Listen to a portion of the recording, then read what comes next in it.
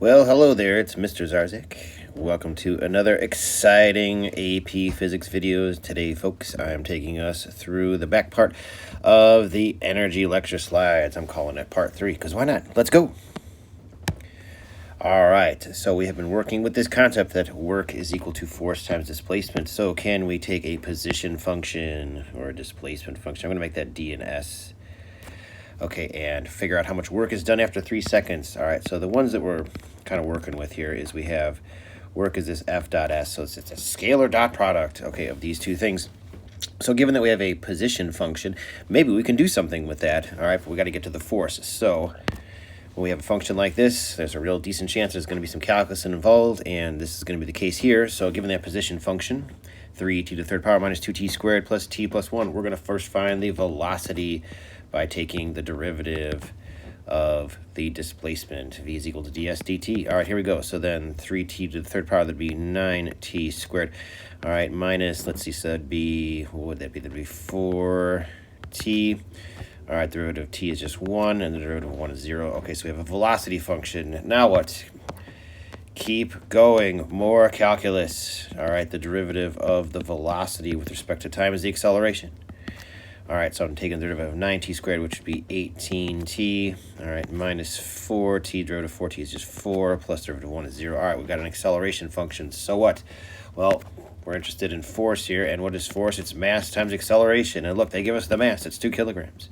So if we take the mass and we multiply it by this acceleration function, we have a function for the force. And hey, look, the given information up at the top is a function for displacement. So you know what we're going to take, and we're going to put those two things together to get ourselves a function for the work. Let's do exactly that. All right, so that means take this force function. I'm probably going to need more room. This is going to be long. All right, take that force function, multiply it by the displacement, which is this thing up here. So times 3t to the third power minus 2t squared plus t plus 1. All right, and we're going to evaluate that after, 3 seconds. So 3 seconds, we have a time function. All right, I know I could distribute out the 2 into the 18, the other thing, and then factor it all out. I don't want to do that. I don't need to do that because I've got the time value that I need. So I'm just going to sub it in and just go from there. All right, so literally, I'm going to take this mess. All right, and everywhere I see a t, I'm just going to replace it with the 3. So 18 times 3. All right, and then over here, we got this t to the third power. 3t to the third power. And then over here, I have this t squared. So 3 squared. And then over here, I've got this t. I'm going to plug in a 3. Okay, so I'm going to get some number times some number times some number. It's just going to be a big old mess. It's just calculator work now. All right, if you throw this all into your calculator, you're going to find that the work done is 6,700 joules. Look at that. Okay, so take that position function to get to the velocity, to get to the acceleration, to get to the force, to then get to the work. All right, function of force times function of displacement and unknown time gives us a value, because we've got a value for the force, a value for the displacement, hence a value for the work. Great. What else could we do with this? Look at this variation.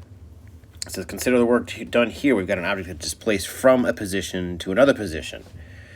The hitch is that the force is applied on the object. The force has an x component, a y component, and a z component. So we have 3 different components, which means that the force acts in 3 different directions that are independent of one another. So if we were to write this force function, okay, we can write 3 separate forces, like an f of x, an f of y, and f of z, or we can put it into unit vector notation, which is just another way of representing components. So think like we have a force of 3x that happens in one direction, so we'll associate that with the I hat direction.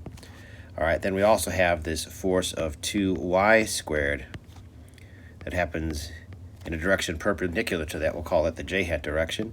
And then we have this 1z to the third power. I'm just going to write this as z to the third power because, well, it's just a coefficient of 1, and it's in its own special direction independent of the other. We'll call that k hat. Okay, so 3 components of force, and says what's the total work done? Well, we still got this idea that work is equal to F dot S, but we've also got this here. We can integrate F dot ds, or dx, or dr, or whatever our variable happens to be. In this case, we have three of them, an x, a y, and a z.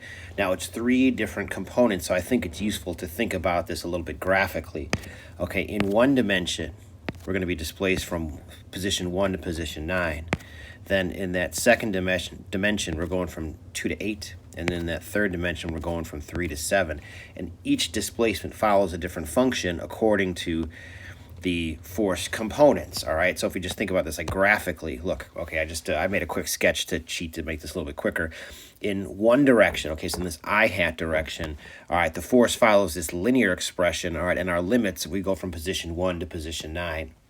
And then in that j hat direction, so in this other dimension, the force follows this 2y squared function. So we got this half of a parabola starting at 0 and going up. There's like -2, but I don't care about that. We're interested in the positive side because our chunk is from 2 to 8.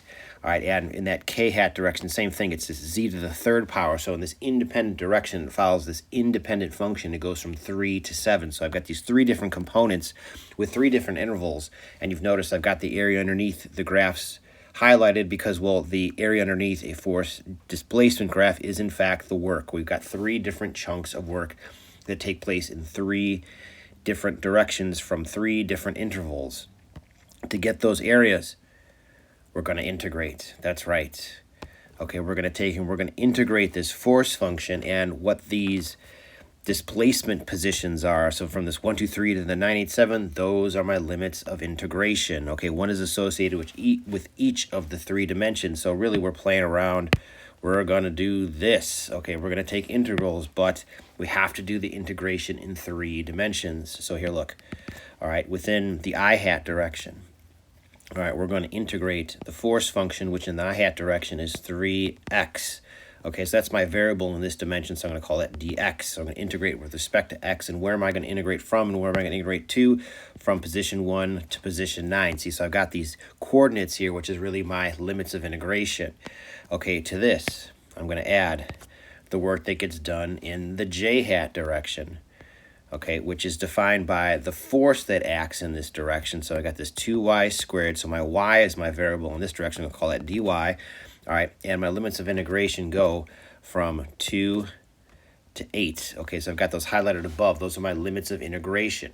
Now notice as I'm writing these integrals, okay, the work function is the scalar. So in the process of integrating, we lose direction. Okay, that work doesn't take place in a specific direction. We can have positive and negative work, all right, but that positive and negative work is really just an indication of energy flowing in or flowing out. Okay, anyways, I didn't mean to leave this hanging here. We've got three different dimensions. All right, in this third dimension, the force function is defined by this z to the third power. Okay, so my variable here is dz, and I go from 3 to 7. Okay, so I'm integrating each one of these parts. What I'm really doing is I'm finding the independent areas underneath these three curves, and I'm just going to add them together to get the total work. Okay, so now we just evaluate the integral. All right, so we get 3x to the second power over 2. All right, I'm going to integrate that from 1 to 9. All right, over here in y land, we're going, so that'd be 2y to the third power over 3.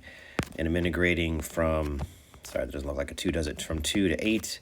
All right, and then in this third dimension, when I integrate the function, I get z to the fourth power over 4, which I'm going to evaluate from, where'd my 4 go?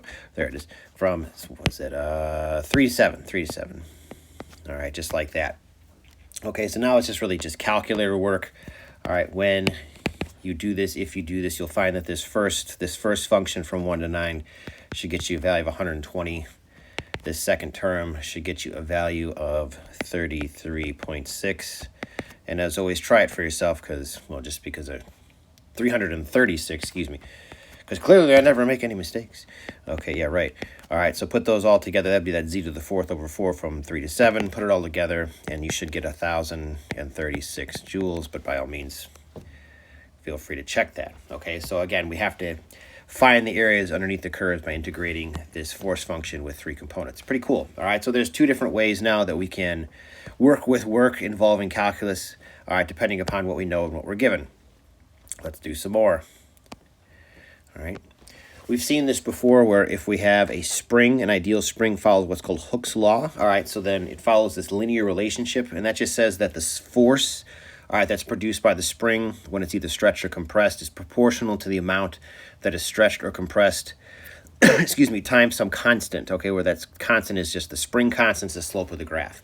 All right, so like, here, let me see, I think I had, yes, if I look at this here, if I have a spring, so this is one of these ideal Hooke's Law springs, okay, and if I set a mass into oscillating, all right, well, that red arrow there, that is the gravitational force. So the weight of the thing stays the same the whole time. The spring force can vary.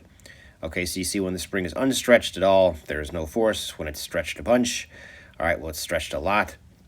Okay, these are the forces that are acting on the mass, and that makes up some net force. So that net force direction can change depending upon which one is bigger and which one is smaller. All right, which is really just a matter of where is it in its oscillation and how much is the spring stretched. See, the more the string is stretched, the more the spring is stretched, there we go, say that 10 times fast, all right, that greater that spring force. See, so down here at the bottom, there's a whole bunch of spring force versus when we're closer to the top, not so much. All right. Well, anyway, so it follows this relationship.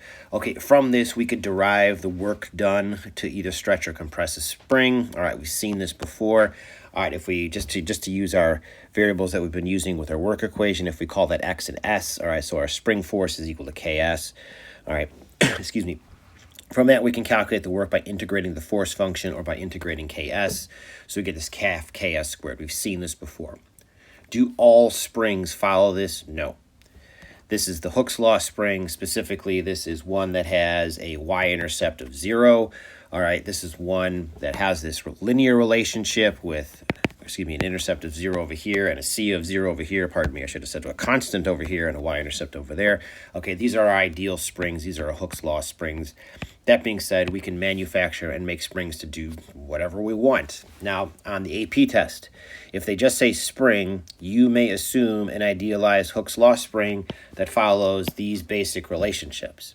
If they want us to analyze a different type of spring, they will tell us this is a non-ideal spring, or they will give us some function. So like here's a spring that follows some other function, all right? So this is a possibility, like we would be given, okay, the spring follows this ks squared function. Instead of take k times s, it's ks squared. Or I'm just making up a function, but we can build a spring that does this, in which case the work that's done to either stretch or compress the spring, well, it's still the integral of the force function with respect to the change in position. So we'd be integrating ks squared instead of integrating ks because the force function is different, in which case we get a different work function. Great, it just follows a different relationship. Okay, so that's really it. That's the magic, all right, is that springs can follow different force functions, and these things happen. All right. A number of years ago, this Fox Airshocks company was kind enough to let us have this graph of their air springs. Okay, so now on this graph, I just want to show you. So this is like our baseline here. This is like your Hooke's Law spring, which if you're putting springs on a car, this would be a terrible choice for a number of reasons. First of all, think about this. If you went over a bump, okay, would you want your car to continue to oscillate with the same amplitude forever? So imagine you hit a bump and all of a sudden your car starts doing this. And it just keeps doing this and doing this and doing this. And yes, we know that springs don't actually oscillate forever, but imagine if it just sat there doing this for like 30 seconds or something after you hit a single bump, and then you hit another bump and another bump and another bump. You'd throw up. If you haven't thrown up from that, okay, then great. You've got a better stomach than me because I'm getting a little queasy just thinking about this. Okay, so we don't want springs on our cars that follow this, so we damp the motion. So what we do is they will oscillate, but we want that motion to decay really quickly. So we want it to stop real fast. So to do that, we use a shock absorber, which literally just takes and decays that oscillation very quickly. That's the first part. But then if you look at this air shocks, okay, so all three of these here, why did I pick blue? That's the wrong color. Okay, all three of these here, they follow this general relationship. It's kind of like a squared function, or maybe it's a cube function. I don't know. It's some function that's not f is equal to kx. Okay, what's that about? Well, early on, you see the linear function actually produces more force per distance of travel. So like you hit a little pothole, okay, and these air shocks actually wind up giving a little bit more to kind of fill in the bump. That's a good thing, all right? But then when this gets bigger. See, so look at how these three air shocks, they spike. And like over here is just different. You pressurize these to different PSI or pounds per square inch, depending upon basically the weight, the load that you're putting on the spring. So like a big rig might have like a larger air spring versus, you know, like a compact car, a little bit less. All right, well, anyways, the important thing here is that the curve, see, so like it goes crazy over here. It's not linear, it's following like a squared or a cube function. And that's a good thing, see, because, well, if you hit a really, really big pothole, okay, well, then your car is going to bounce out of that pothole, and if the spring gives too much, if you get too much X, you run the risk of the bottom of your car scraping against the ground, and, like, you don't want that, right? Like, I would much rather have an uncomfortable bounce in a really deep pothole than having my car bottom out and now I'm scraping off my muffler, okay, and now I'm screwing up the paint and the undercarriage and, you know, the steering linkage and all that stuff. So they manufacture them this way so that if you hit a really big pothole, the spring has less give so that the car doesn't bottom out. It's pretty smart, okay? And really that's just a variation on this right here. Okay, physics comes alive. All right, well, anyways, so we can have ideal springs and unideal springs. Let's look at some problems. And let's start with just an ideal spring. So this says block slides across a frictionless surface is stopped by a spring. Okay, so it just says a spring. If that's the case, then you can just assume that this is one of these Hooke's Law spring things. All right, so then how far will the spring compress? Okay, so let's look at this in terms of energy. So we've got this spring, okay, that's originally uncompressed, and we've got this block of some mass. I know it's given, don't care, we'll put that in a minute. It's moving with some velocity here.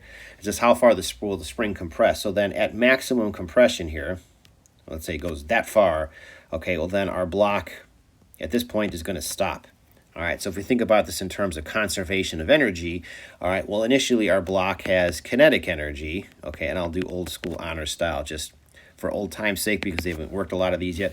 All right, that initial kinetic energy is going to become spring potential energy, okay, so we could say like the initial kinetic energy is this final spring potential energy. All right, great, so then what do we get? We get half mv squared is equal to 1/2 kx squared. All right, our 1/2s cancel, and we want to know how far the spring is compressed. So we're looking for that x variable. So then we get this mv squared over k square root is equal to x. Okay, so we're going to take this. Let's see. So then the mass of this thing is 3 kilograms. All right, it's moving at 2 meters per second. Great, and our spring constant is 15. Okay, if we put that all in a calculator, we would find that the spring would be compressed to 0.894 meters. Okay, or if we wanted to be real fancy about it, okay, remember this work is equal to 1/2 k s squared, so we could also write this as s is equal to 0.894 meters. Okay, and if they don't give us a variable, then use whatever you want. All right, great. Basic conservation of energy problem. Okay, so now let's take and throw a monkey in the wrench. When the spring is compressed, it's locked in place. If the block is removed and replaced with a different block of twice the mass, how fast will the new block be traveling when it is fired from the spring? So concept here. All right, so we still got the block coming in and it compresses the spring. Now, if we let it uncoil, okay, and shoot the thing out, well, then it would get spit back out with the same speed, just in the other direction, see? But of course, the variation is that we're going to take and we're going to place the block. So as soon as it gets compressed to whatever this is, we're going to say we're going to pull the switcheroo. So hold the spring in place at whatever distance it's compressed, the 0.894 meters, and replace the block with a bigger one. Okay, so then it's going to spit this bigger block out, bigger one. All right, and it's going to travel at some different speed. Okay, I don't know what that is, but I can figure this out using conservation of energy. Now, the trick is that with conservation of energy, okay, you're looking at 2 spots. Before is equal to after. Now, which 2 spots those are is kind of up to you. And what I mean is that is like, yeah, I know we figured out how far this thing compresses, okay, but, well, I'm going to skip that and just say, you know what, this is what I'm going to consider to be my initial case because, well, the energy that it has here in kinetic is the energy that it's going to have here in spring is going to be the energy that it has here in kinetic later on. Okay, the fact that we switch out the blocks doesn't change the fact that energy is conserved here. There's nothing about any work to put that block in. We're just switching it out. So to apply conservation of energy, I'm just going to say the initial kinetic energy is equal to the final kinetic energy, okay? And what I mean is well, initially the one block is moving with some initial velocity, okay? And I know that from the previous problem. And then later on, we switch out the block to a block of double the mass. So then how fast is it going to go? I like this. Okay, cancel out those 1/2. The actual mass of the block of itself doesn't matter. Okay, so we get this VI squared over 2 is equal to VF squared. So just root both sides and plug away. How fast was this thing going? It was going 2 meters per second. Oh, I like this.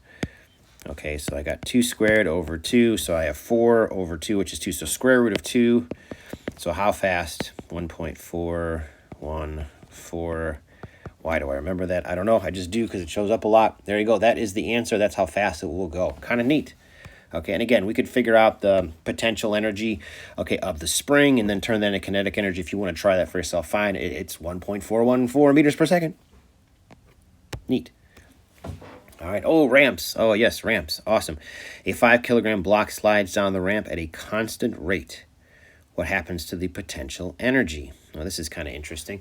Okay, so it's sliding down at a constant rate, so it's already moving here. So from the perspective of energy, all right, like I'm pretty sure you guys can figure out what happens to the energy when the two things rub together. I don't know, I'm rubbing my hands over my iPad. I don't know if you can hear that. I don't know if it's better if you can or you can't. Either way, it's a little bit creepy. All right, so that energy is going to turn into thermal energy because we've got friction. Now, the reason that I bring this up, okay, so it's moving at a constant rate. So wherever it starts up the ramp, it's going to have some potential energy. Okay, and since it's moving at a constant rate, so it must already be sliding. Okay, so then what happens to that potential energy? Well, if we let it go, say, all the way down the ramp just for simplicity's sake, so like let the box get down. Here, I'm going to draw a box, okay, because I'm going to need it. All right, as I'm working these problems. Okay, so clearly it's exactly the same size. Yeah, right. Okay, who cares? Good enough. Okay, if we let it slide all the way down, all right, let that potential energy go to 0. It's still moving at a constant rate, so it's got some kinetic energy. Okay, but there's also going to be this thermal energy. Dun, dun, dun, dun. Okay, and again, constant rate, that just means same speed, same kinetic energy. So these kinetic energies are equal to one another, okay, in the equation. So, you know, if it was 2 joules, it would be 2 joules on the left and 2 joules on the right, in which case, proportionally, they just factor right out. We have this initial potential energy becomes thermal energy, okay? So, but this potential energy becomes thermal energy, okay? And so if we needed to, if we wanted to calculate, we could. So potential energy is mgh. I'm not going to calculate here. Okay, this thermal energy comes from friction. Friction doing work over some distance. See, so like if we take the block and we displace it from here to here. Okay, so I'm going to call that my D. And like I don't really care about this 2 meters part. This is just kind of conceptual. So the height part was how we get the potential energy. All right, but the energy for the thermal, okay, we get that over the distance over which the friction does the work. Now, kind of the trick with this is that, well, like friction is going to oppose the motion. See, so like our frictional force is going to act this way. All right, the amount of thermal energy is equal to the potential energy. All right, but look at this from a perspective of work. All right, this is really why I bring this up. Okay, because this can be kind of confusing. Okay, so the definition of work is the change in energy. Now, if I go back to my original statement here, you say, what about the H? What about the H? You say, hang on, just bear with me. Okay, well, if there was no thermal energy, okay, and I applied conservation of energy, what would happen is the thing would speed up. This initial kinetic energy would not be equal to the final kinetic energy. No, the final kinetic energy would be much larger, okay, and so we'd have a simple conservation of energy problem. All right, if that was the case, if energy was conserved, well, then our change in energy would just be 0. See, like the energy would transform, so potential plus kinetic becomes all kinetic. Okay, so here we would say that the energy is conserved. Well, if there's thermal energy, if friction is doing work, well, then we don't get conservation of energy because thermal energy was taken out of the system. Okay, so let me back up here a little bit and show you what I mean. All right, this is our basic energy statement. Okay, so like I'm going to take it away for a second. but I'll put it right back. Here, I'll put it, oh no. I just want to get you out of the way here for a second. Just go up there, go to your home. Okay. Anyways, so when we do this delta, we do final minus initial, but really what we're talking about here is mechanical energy. Okay, so what I mean by this, so then we'd have this KE final, okay, minus this initial energy. Well, there's the initial up here, so we have this PE initial plus KE initial. All right, if I take and I distribute here, so I get this KE final minus KE initial minus PE initial.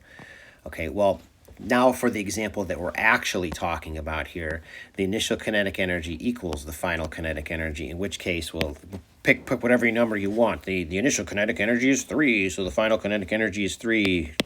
Adios. And what do we get here? The work that gets done is equal to the negative of that initial energy. Okay, and so we get this negative work. Okay, negative work. Okay, so it just means that energy is lost. Where is it lost to? It's lost to friction. Okay, the friction acts on the block over this distance, okay, that the block slides down the ramp. But look, the direction of the friction and the direction of that distance, that displacement, I should say, are opposite to one another. So if we pick a positive direction down the ramp, well then the D is positive, the force of friction is negative, and look, lo and behold, negative work. Oh my gosh, that's right, negative work. We could go the other direction if we wanted to pick up the ramp, we could. That would make friction positive, but that displacement would be negative, we'd still get negative work. Okay, negative work. So we wind up with this case where, all right, if we're talking about the work that gets done by friction, all right, well, that's going to be equal to the negative of the thermal energy that we get here. So see, they're going to have the same magnitudes. Okay, they're just opposites in terms of sign. All right, so the work is telling us the energy gets taken out. All right, the actual energy part is just like how much heat, how much thermal energy did we get? Okay, so that's the concept. All right, I know that can be kind of confusing, but that's really the context of how it's all internally consistent. All right, what about actual problems? We got a 5 kilogram block sliding in the ramp, starting from rest and increasing its speed, so it's traveling 2 meters per second at the bottom of the ramp. How much energy is lost to friction? All right, so then what do we got here? We have starting from rest. All right, it's up here at the top at 2 meters. It's increasing its speed, so it's going 2 meters per second. How much energy lost to friction? Okay, so initially we're going to start with gravitational potential energy. That potential energy is going to become kinetic. All right, but those two are not going to equal out. It's not moving fast enough because we've lost some energy to thermal. Okay, so we get this mgh is equal to half mv squared plus h. All right, notice here I cannot cancel out the masses. All right, 5 kilogram block, I'm just going to use 10 for gravity. My height over here, it's just 2 meters. So that's equal to 1/2, all right, times the mass, which is 5, times, what is it, 2, plus the h. Okay, so let's see, what do we have? We've got 5 times 10 is 2 is 50, times 2 got 100. Let's see here, so 2 squared is 4, 5 times 4 is 20, cut it in half, I got 10, plus h. All right, so then 90 joules. Okay, how much energy is lost? 90 joules. How much work was done? Negative 90 joules. It took 90 joules out. Okay, all right. So then a little tougher problem. Excuse me. If we lose this 90 joules, what is our coefficient of friction? Dun, dun, dun, dun. Okay, and notice too here that the angle is also given because we're going to need that. Okay, so then let's put that in there. So that's my theta. All right, the trick is that friction does its work over the length of the ramp. All right, so we're going to need to play around here, and since I made this lovely box, I'm going to use it. All right, put the box down here at the bottom of the ramp. All right. Okay, so friction is a force, which means FBD. All right, they gave me this lovely box, so I'm going to use it. Gravitational force. Excuse me, normal force acts perpendicular to the ramp. Normal force. Okay, a little bit smaller than the weight because of that angle. All right, and of course we have friction. Okay, so there's our frictional force. Okay, so let's figure out what we need to figure out. The oddball here is the weight. All right, the weight is the problem. So I'm going to take, and I'm going to use my functional diagram over here. And sorry, I thought I'd given myself another page. Let's give myself another page because I'm going to need it. All right, I'm going to take and break up my weight vector into components. Like this. And like this. Okay. The angle of the ramp is this little angle up in the corner here.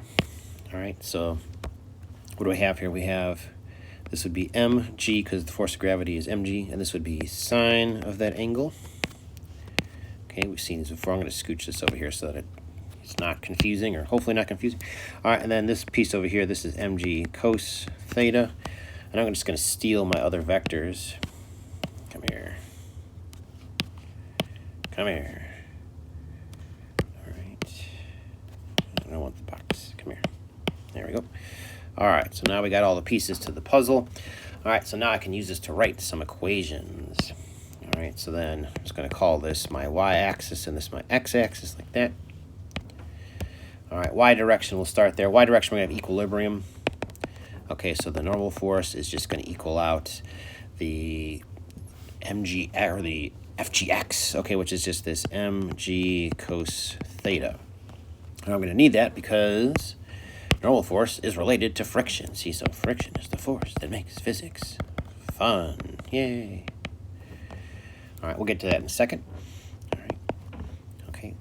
Looking down the ramp in the x direction, we've got this piece of gravity. So we've got this mg sine theta that's pointing down the ramp. You can see it's pointing down the ramp. Okay, it's being opposed by this frictional force.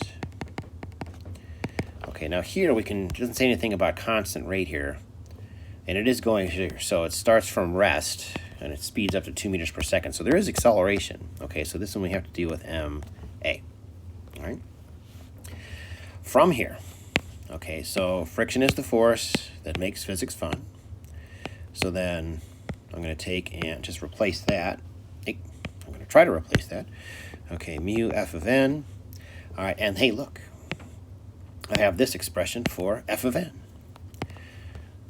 So I'm going to sub that in too. So I get mg sine of theta minus mu mg cos theta, so there's my normal force, equals ma, just like that. Okay, the mass is given, but oh darn it, I don't know the acceleration. Okay, that's all right. Let's rearrange here so you can see what I'm talking about. So I got mg sine, hey, check this out too before I do that. It just feels so good to cancel. The mass is given, but I don't need it. Like when that happens. So I get this g sine theta minus the acceleration is equal to mu g cos theta. All right, I'm trying to get that mu, so I get g sine theta minus a over g cos theta is equal to mu. Excellent. All right, I know what g is. I know what the angles are. Acceleration. I don't know what the acceleration is, but I can get it. Okay, so the block moves some distance. Okay, and I don't know the distance, but I do know the height. Okay, so I can get that distance from the height because I have the angle. It's part of a triangle. Okay, so then let's see here.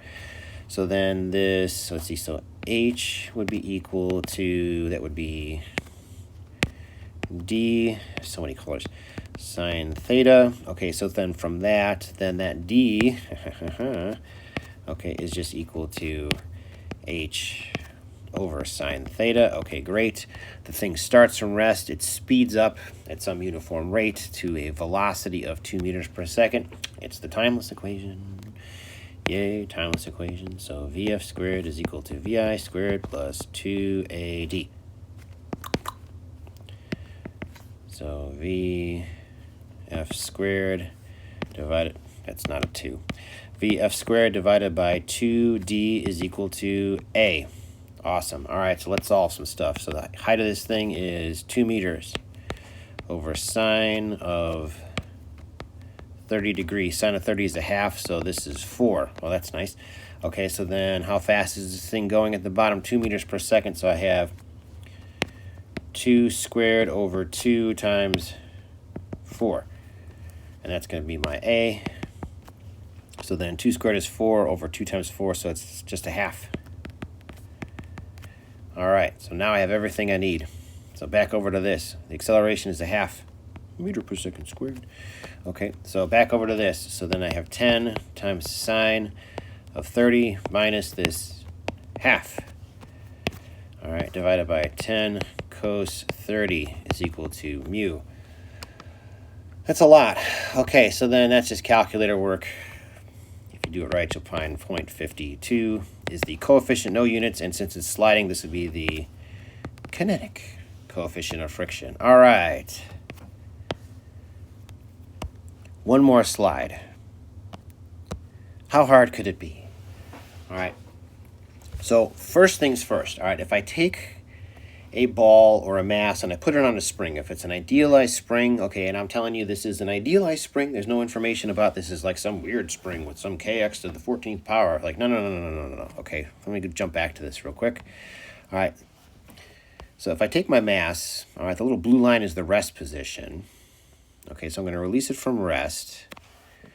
Okay, it's going to sit there and it's going to oscillate about a certain spot. That spot is equilibrium. So like if I just take it and I put it right here, okay, so it's just going to kind of sit there. This is idealized, so I have to get just perfect, but you just kind of see it just sitting there, okay? So that's the point where the forces are balanced. If I take it and I release it, well, it's going to oscillate about equilibrium. Okay, so that can be pretty useful. All right, as it moves from that rest position up at the top of the blue line, it's going to speed up until it hits equilibrium, and then it's going to slow down. That's where the forces balance out. Okay, so it's like speed up, slow down, speed up, slow down. This is too fast. Can I do it in slow motion? Yes, I can. Okay, so here we go. Ready? Speed up, speed up, speed up, speed up, slow down, slow down, slow down, slow down, stop. Speed up, speed up, speed up, speed up, slow down, slow down, slow down, slow down, stop. Okay, everything in between the blue line and the green line, the weight is greater. Okay, the spring force builds up, all right, as the spring gets stretched more. Everything in between the green line and the red line, the spring force is bigger, which is why it's going to slow down, slow down, slow down, stop, and then speed up, speed up, speed up, speed up, speed up.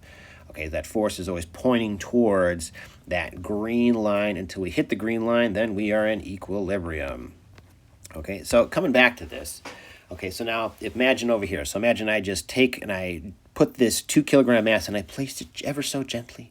Okay, it would come to rest here. So this would be like the equilibrium point. Okay, so then like at equilibrium, all right, that spring force is equal to the weight, or like this kx is equal to mg, and that's just at equilibrium. Now, if instead of just placing it here and just letting it be at rest, if I dropped it from here, okay, well, then it would take and it would oscillate about this equilibrium point. See, so like this would be, let me do this. Let's get fancy. Okay, so let's see, copy, okay, and paste. It would sit here and it would oscillate about equilibrium point. So like if I just let it drop from the top of the spring, well, if that's the case, well, then these two displacements, this x1 is equal to x2, so just sit there, it would oscillate back and forth, okay, about this equilibrium point. All right, what's the AP hitch? Drop it. Drop it. Okay, if that's the case, all right, what will be true, let's see here, does that work? Is that the distance that it goes to get to equilibrium, to where the forces are balanced.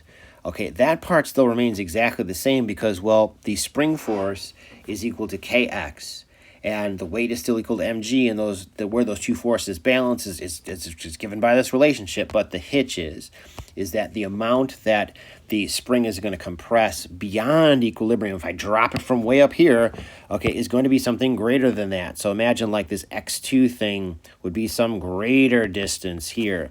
See, so here like x1 would be less than x2, okay, whatever that is, which would be the distance from the equilibrium to the end. Okay, how can this be? Think about it in terms of energy. Okay, so like think up here. So up here we have this potential energy, okay, which is really defined by the mgh, but the hitch is that h is now this disaster right here. Okay, we've got this extra piece here.